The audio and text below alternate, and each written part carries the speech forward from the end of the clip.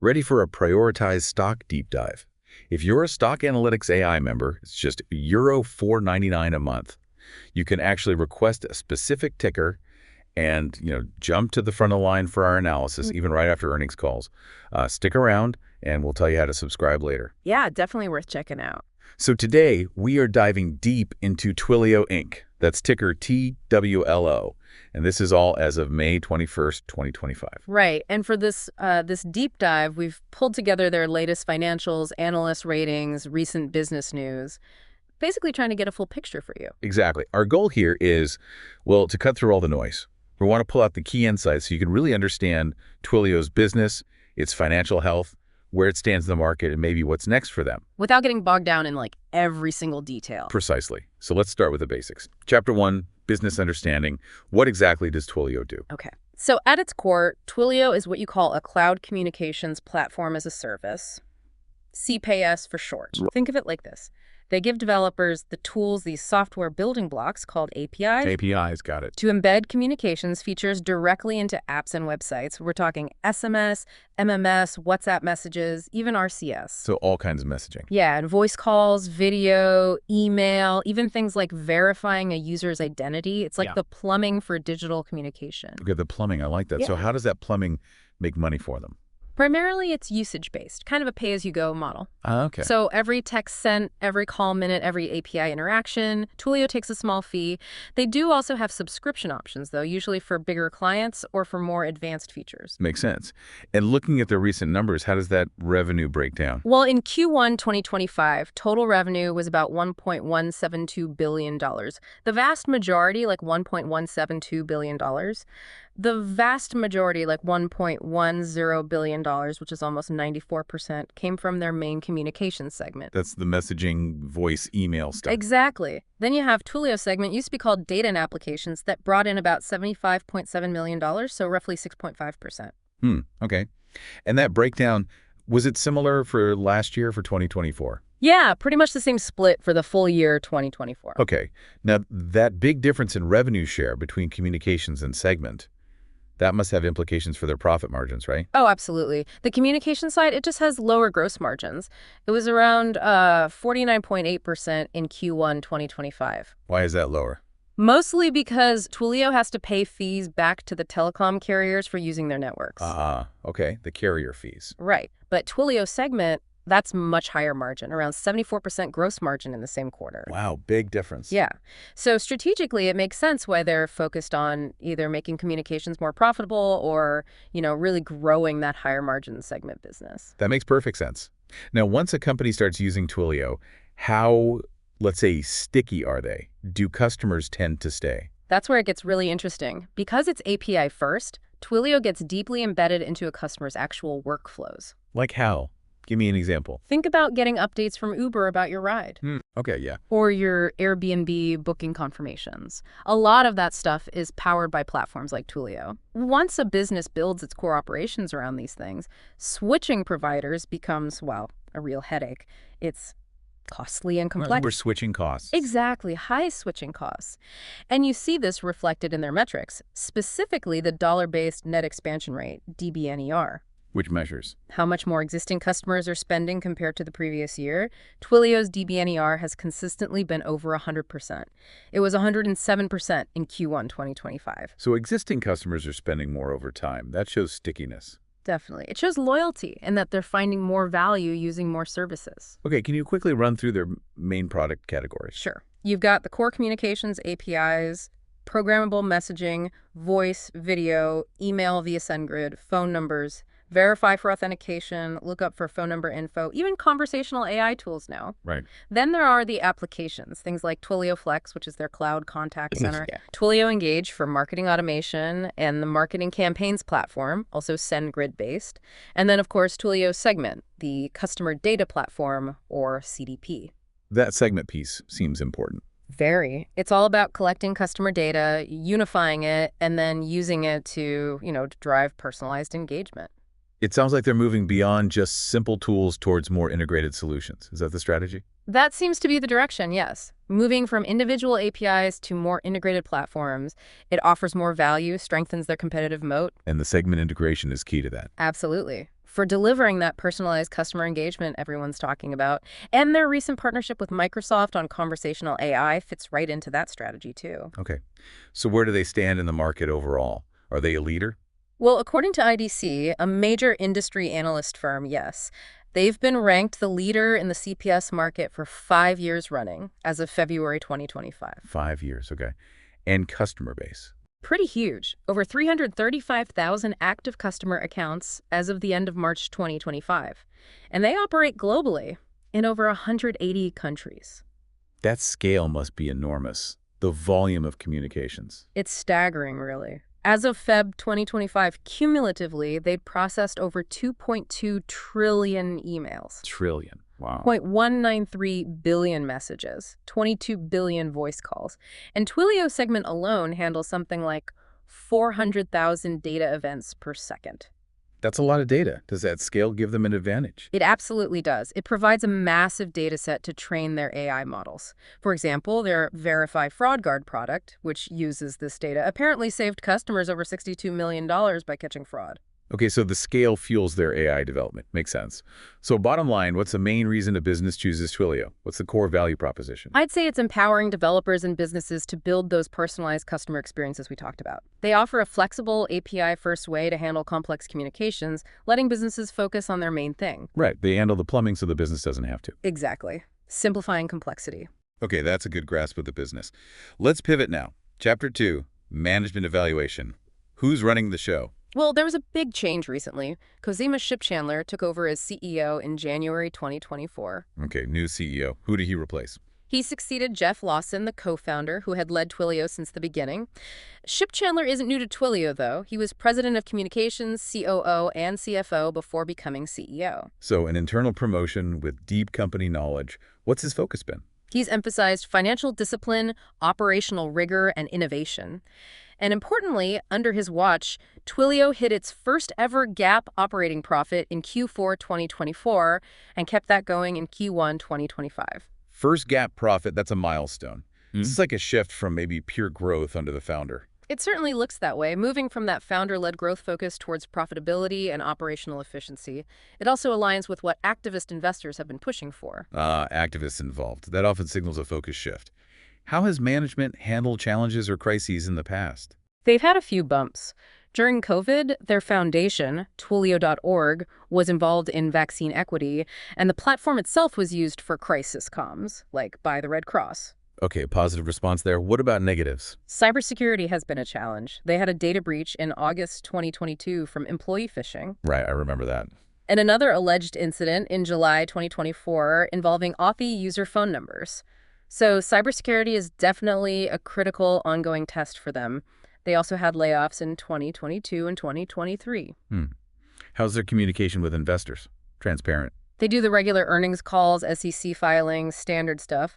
But there seems to be an increased emphasis lately on shareholder value, clear profit targets, and even governance changes, like declassifying the board. Declassifying the board, meaning? Meaning all directors would be up for election annually rather than staggered terms. They linked this proposal directly to investor feedback. So responsive to shareholders, possibly influenced by those activists you mentioned. Seems likely.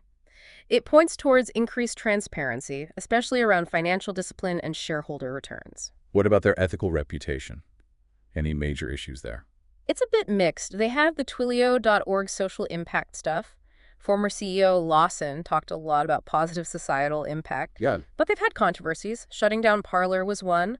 They're also facing lawsuits under the TCPA, that's the Telephone Consumer Protection Act, alleging their platform was misused for illegal robocalls and texts. The FCC apparently even ordered them to stop some illegal traffic. So that's a tricky balance, right? Platform neutrality versus preventing misuse. Exactly. And the data security incidents also raise ethical questions about protecting user data. Okay, so if we sum up management, are they honest, capable, shareholder-oriented? What's the quick take? Honesty. Regular disclosures, yeah, but you'd want to scrutinize how they handle issues like the data breaches and platform abuse. Capability. The current CEO has the financial chops, and profitability is improving, which is good. But cybersecurity and platform misuse are still big challenges to manage. And shareholder focus. Seems higher now. The big share buybacks, they finished the $3 billion one, started a new $2 billion one, plus the focus on GAAP profit and free cash flow, the governance changes. It all points that way. What about insider trading? There has been insider selling in the last 6 months, 29 sales, 0 buys. The CEO sold shares but cited tax reasons.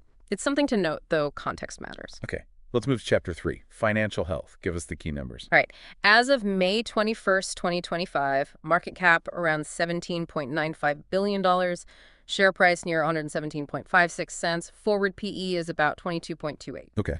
Q1 2025 revenue was $1.172 billion, up 12% year over year.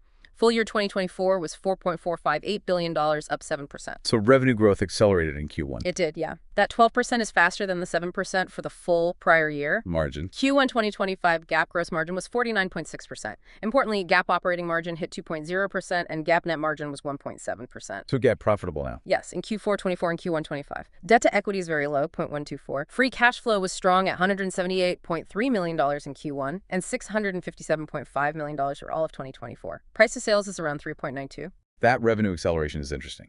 12% in Q1 versus 7% for last year. Yeah, it's a positive sign. The core communications business grew 13% in Q1, which drove most of it. Twilio's segment growth was slower, only 1%.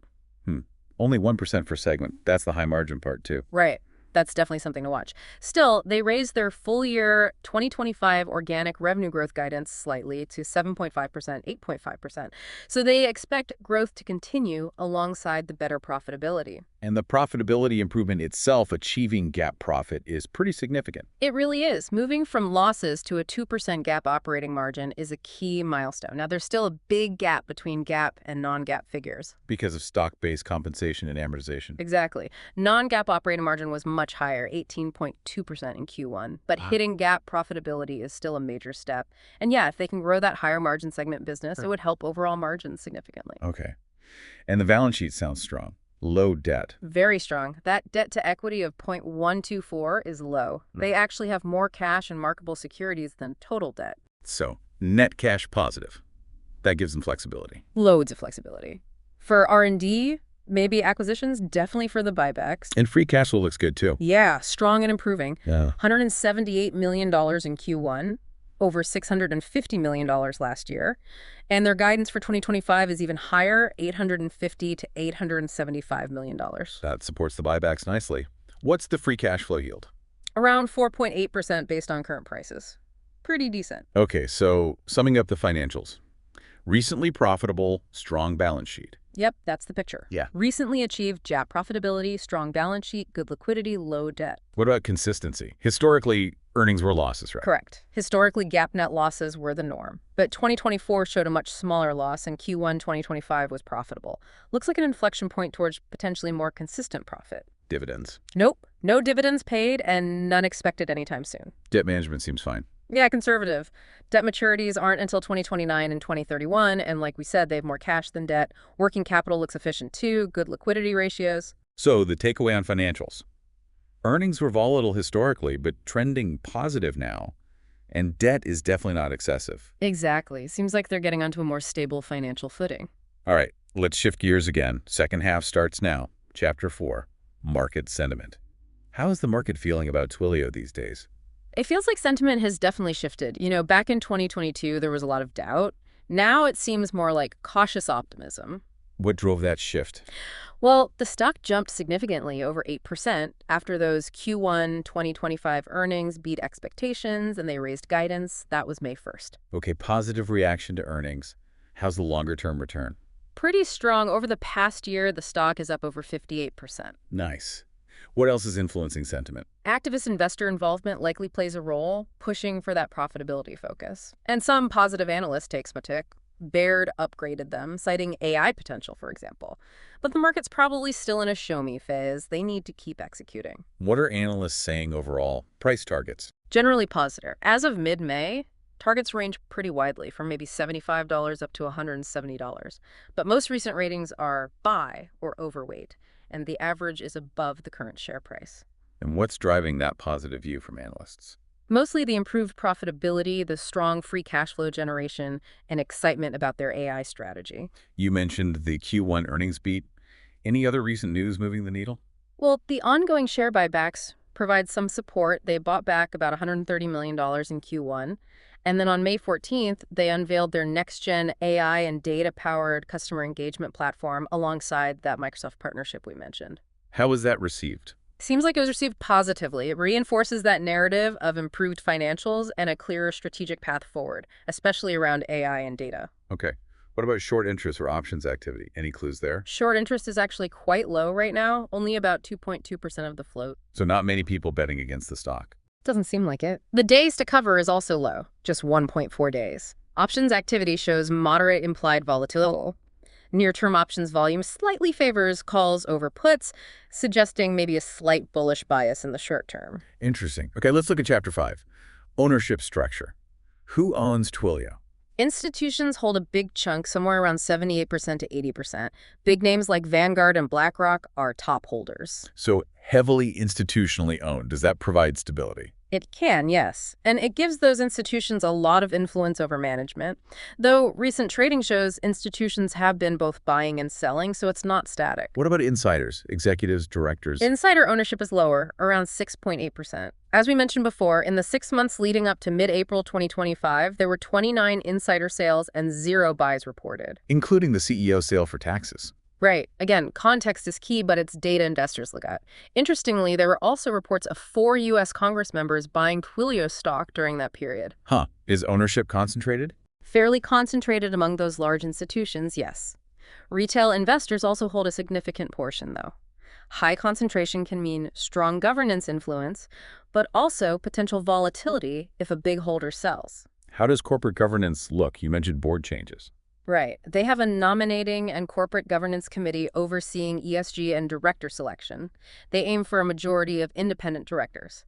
And those recent governance changes, proposing annual elections for all directors, adding an activist firm's representative to the board, suggests they're responding to shareholder feedback. Likely influenced by those big institutions and activists. Very likely. Okay, now for Chapter 6, risk assessment. Let's do a quick SWOT analysis. Strengths, weaknesses, opportunities, threats. Strengths first. Okay. Strengths.